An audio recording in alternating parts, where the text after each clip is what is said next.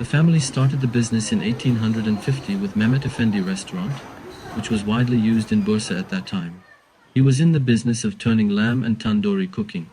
In such an Ottoman period when the cooked meat was sold on tables overhead as well as in fixed places, Iskender, the son of Iskender, went on a quest and proposed to his father to stand the lamb, which had been cooked parallel to the fire on the ground for centuries, on a vertical barbecue. Thus they tried the idea of vertical kebab in Bursa.